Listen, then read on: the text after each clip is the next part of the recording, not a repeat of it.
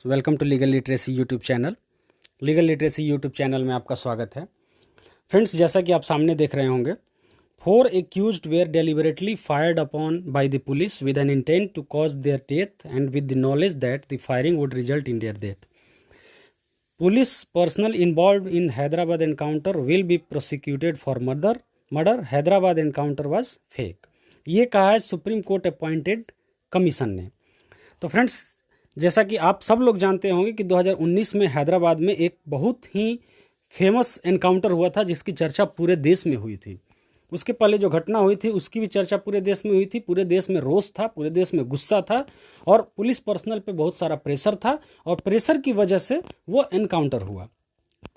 ठीक है, लेकिन उस एनकाउंटर के बाद जो हमारे इंटेलेक्चुअल पर्सन्स में या फिर लीगल फ्रेटर्निटी में जो एक अनरेस्ट आया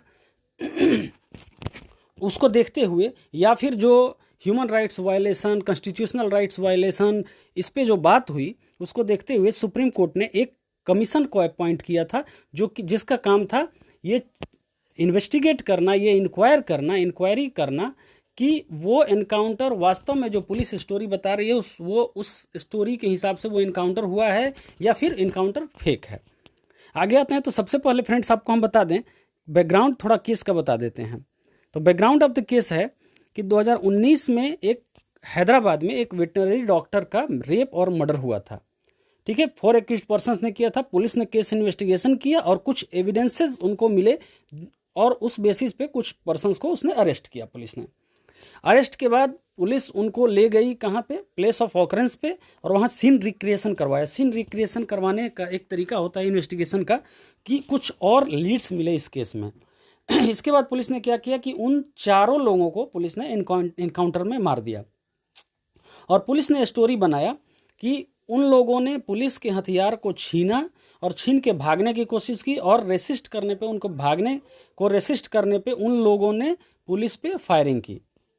तो इससे क्या हुआ, ये स्टोरी, जैसे कि पुलिस पर्सनल पे बहुत सारा प्रेशर था कि उनको सजा मिले। ठीक है, सजा मिले तो पुलिस पर्सनल पे इतना प्रेशर था कि उन लोगों ने इंस्टेंट जस्टिस का रास्ता चुना, उनका एनकाउंटर कर दिया, उनको मार दिया। तो ये काफ़ी बड़ा बवाल मचा इसको लेके लीगल फ्रेटर्निटी में, इंटेलेक्चुअल्स में, कुछ समझदार लोगों में जो कि कॉन्स्टिट्यूशन और संविधान और कानून के लॉ पे विश्वास करते हैं, कानून के रूल पे विश्वास करते हैं, कानून के शासन पे विश्वास करते हैं। तो सुप्रीम कोर्ट ने एक कमेटी का गठन किया। उस कमेटी के हेड थे फॉर्मर सुप्रीम कोर्ट जज जस्टिस वीएस सिरपुरकर। ठीक है, उसमें फॉर्मर बॉम्बे हाई कोर्ट जज थे जस्टिस रेखा बालदोता और फॉर्मर सीबीआई डायरेक्टर कार्तिकेयन थे। इनका काम था कि इनको इन्वेस्टिगेट करना था कि क्या ये इनकाउंटर वास्तव में फेक है या रियल है। सच में एक्यूज्ड पर्सन्स भागे थे, भागने की कोशिश किए, उनके हथियार छीने और पुलिस पे फायरिंग किए, या फिर पुलिस की ये बनी बनाई स्टोरी है।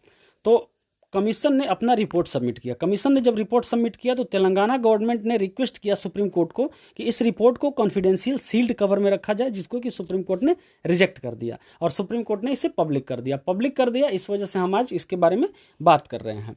आगे आते हैं फ्रेंड्स, कमीशन ने क्या कहा है इसके बारे में देखते हैं। कमीशन ने अपने रिपोर्ट में क्या कहा है।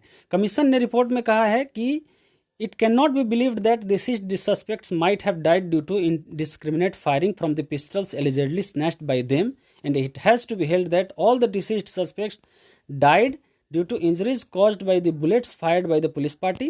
It can't also be believed that the deceased suspect opened fire towards the police party.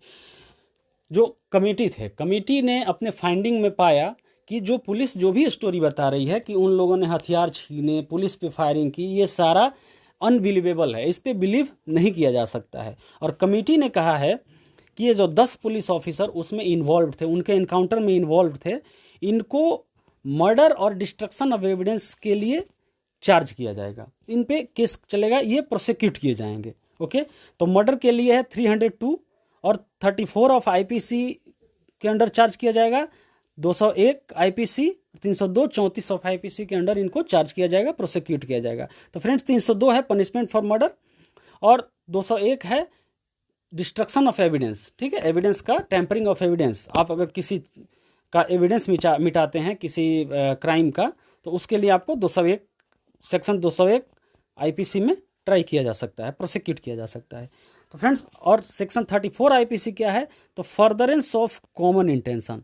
Common intention एक वर्ड है फ्रेंड्स, कॉमन इंटेंशन जो कि 34 ऑफ आईपीसी में आता है। तो कॉमन इंटेंशन क्यों लगता है, क्योंकि हम लोग लीगल फील्ड पे ज़्यादा फोकस करते हैं, हमारे चैनल का नाम लीगल लिटरेसी है। तो ये न्यूज़ आपको बहुत सारे चैनल्स पे मिल जाएंगे, और उन लोगों ने जो भी चैनल पे जो फैक्ट है इस पे बात किया है, हम लीगल थोड़ा फोकस करते हैं, इसलिए लीगल पहलू पे बात कर रहे हैं।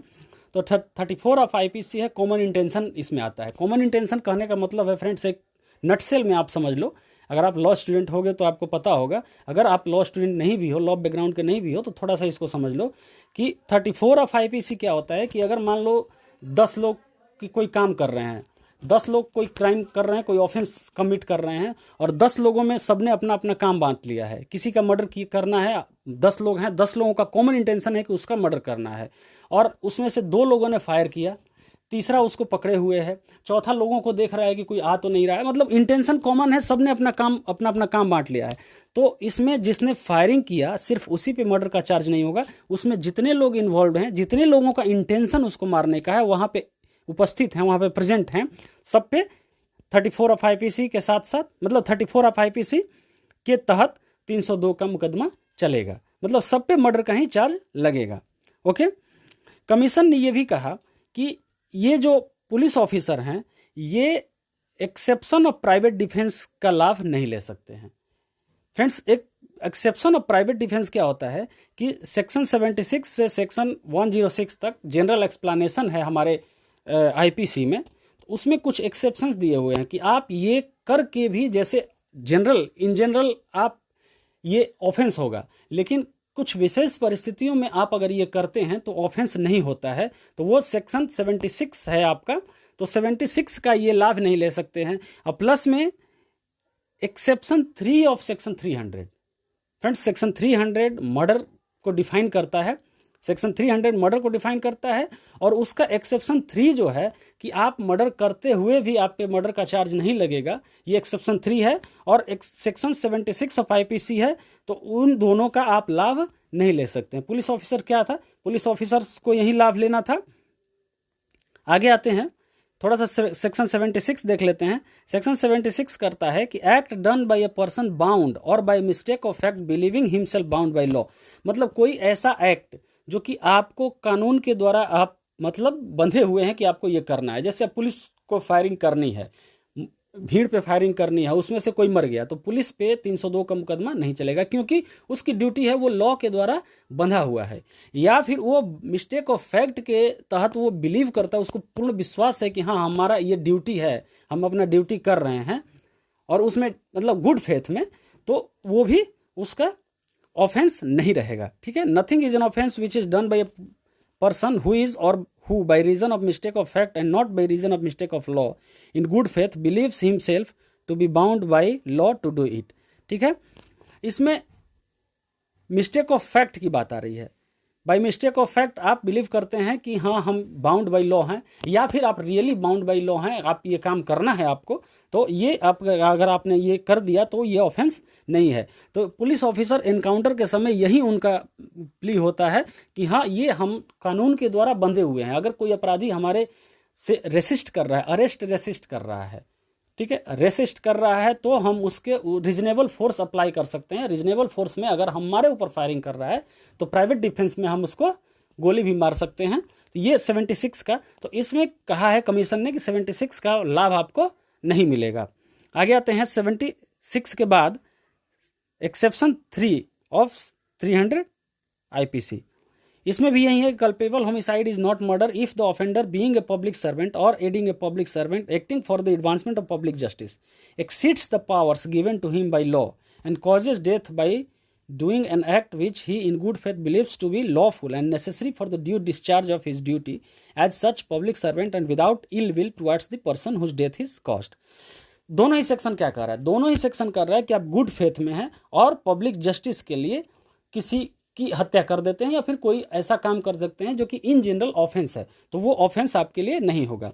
तो इसमें एक्सेप्शन 3 में क्या है कि अगर पुलिस ऑफिसर के हाथों किसी का मर्डर हो जाता है, कोई मर जाता है, और मर जाता है वो गुड फेथ में, पुलिस ऑफिसर ये बिलीव करते हुए विदाउट इल विल, बिना किसी डेलिबरेट इंटेंशन के किसी की हत्या उससे हो जाती है तो ये मर्डर नहीं ट्रीट किया जाएगा।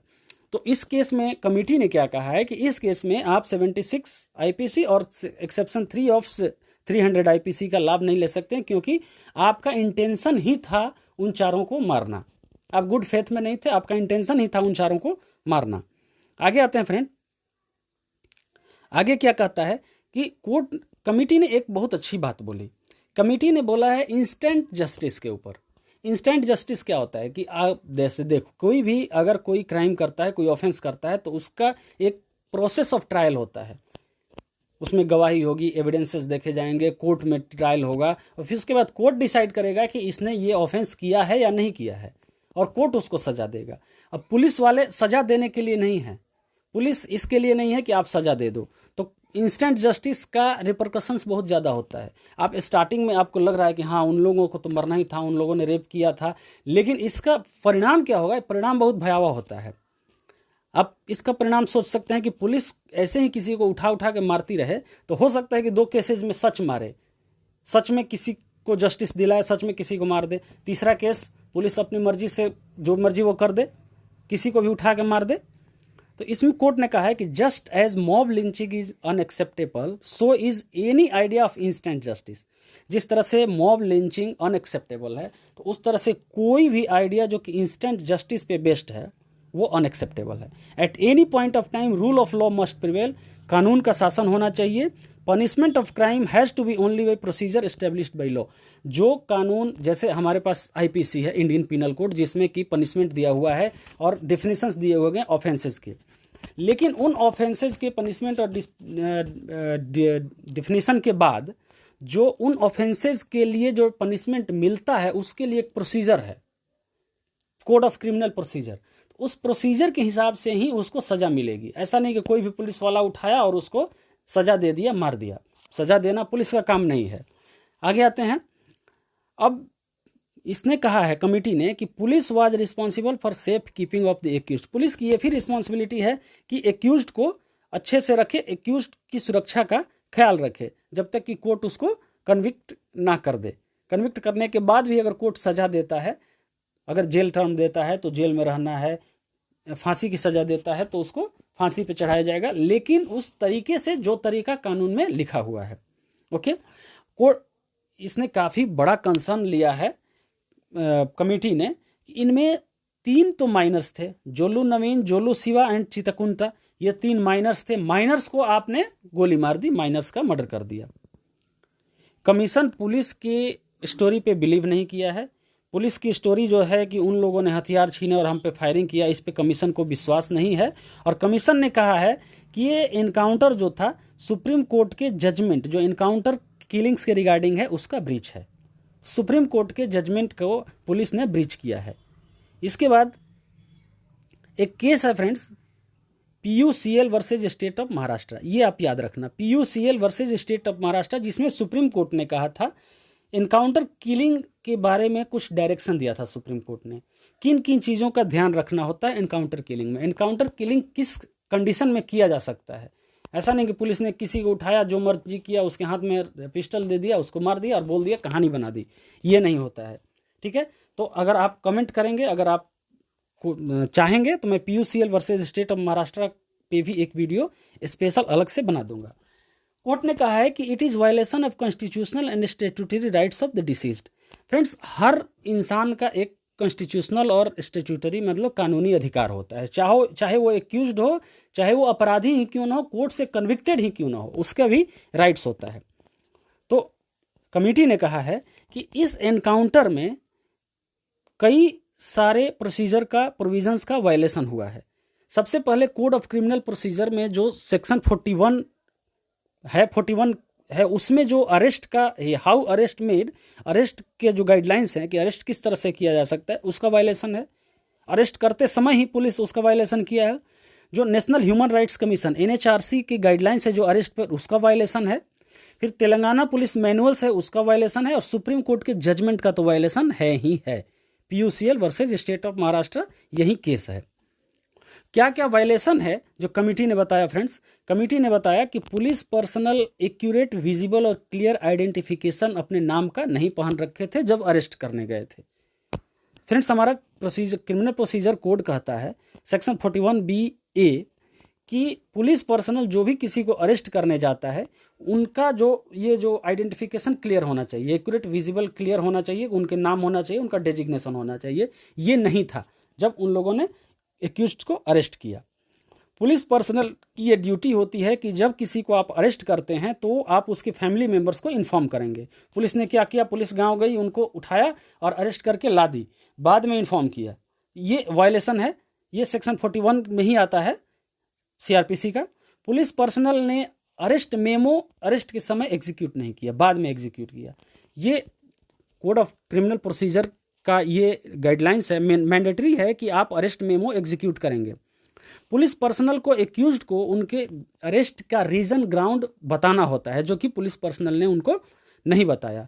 और पुलिस पर्सनल ने एक्यूज्ड को उनके एडवोकेट से मिलने नहीं दिया, जो कि सेक्शन 41D ऑफ CRPC का वायलेशन है। ओके, आगे आते हैं। ये सारी चीज़ें हैं। तो जो हमारे जो appointment commission, supreme court appointed commission है, उसने ये अपना रिपोर्ट दिया है। तो ये रिपोर्ट जब सुप्रीम कोर्ट में सबमिट हुआ तो सुप्रीम कोर्ट ने इसको तेलंगाना हाई कोर्ट में भेज दिया है। अब तेलंगाना हाई कोर्ट इस पर डिसाइड करेगा और तेलंगाना हाई कोर्ट के डिसीजन के बाद उन 10 पुलिस वालों पे मर्डर के चार्जेस पे प्रोसिक्यूट किए जाएंगे। तो फ्रेंड्स, ये देखो, आप पुलिस की रिस्पॉन्सिबिलिटी देखो कि पुलिस वाले जो इनकाउंटर किए, अब उन पे क्या चार्जेस हैं, उन पे क्या खतरा है, उन पे तलवार लटक रही है। नौकरी तो जाएगी ही जाएगी, साथ में उनको जेल भी जाना पड़ सकता है, उनको सजा भी हो सकती है। अगर ये प्रूफ हो गया तो कम से कम 10-15 साल तो जेल होगी ही होगी। तो फ्रेंड्स, इसमें आप बताओ हमें कि इसमें क्या ये एनकाउंटर सही हुआ है, होना चाहिए था या नहीं होना चाहिए था। लेकिन इसके समय ये होना चाहिए था या नहीं होना चाहिए था कि अगर ये डिसाइड करते समय इन चीज़ों को आप ध्यान में रखना कि ये इंस्टेंट जस्टिस जो चल रहा है हमारे दिमाग में, इंस्टेंट जस्टिस मिलना चाहिए, तुरंत जस्टिस मिलना चाहिए। हम पेशेंस नहीं रखते, वेट नहीं कर सकते हैं, कोर्ट्स पे विश्वास नहीं कर रहे हैं, तो क्या ये इसका परिणाम सही होगा? या फिर ऐसा हो सकता है कि कोई पुलिस वाला कभी उठेगा और किसी को मार देगा। अगर मान लो 4 लोग, हमारा कहना है, जैसे हम लॉ स्टूडेंट हैं, लॉयर्स हैं, या फिर जो भी लॉ से रिलेटेड लोग हैं, तो हम लोग कह रहे हैं कि इनकाउंटर का दुष्परिणाम क्या हो सकता है, इनकाउंटर का रिपरकशंस क्या हो सकते हैं। कि अगर मान लो 4 लोगों ने क्राइम किया और 5वां भी कोई उसमें इन्वॉल्व है, ओके, 5वां भी इन्वॉल्व है, और 5वां कोई इन्फ्लुएंशियल आदमी है, और 4 लोगों को पुलिस ने पकड़ा, उनको गोली मार दी, पूरे देश को लगा कि हाँ हाँ इंस्टेंट जस्टिस हमें मिल गया, और सब लोग मारे गए। ओके, पुलिस ने सबको मार दिया, ठीक है। लेकिन लोगों को पता ही नहीं है कि 5वां आदमी भी इन्वॉल्व था, 5वां काफ़ी इन्फ्लुएंशियल था, खुद को बचने के लिए 4 लोगों को मरवा दिया, ठीक है। या फिर पुलिस की किसी से दुश्मनी हो गई, पुलिस ने उसको उठाया कि किसी केस में फंसाया उसको, उसका इनकाउंटर कर दिया। तो पुलिस को भी एक अकाउंटेबिलिटी होनी चाहिए। पुलिस का काम है लॉ एंड ऑर्डर मेंटेन करना, ना कि सजा देना। ओके, तो आप इसमें कमेंट करना फ्रेंड्स कि ये एनकाउंटर सही था या गलत था। अगर सही था तो क्यों, और गलत था तो क्यों।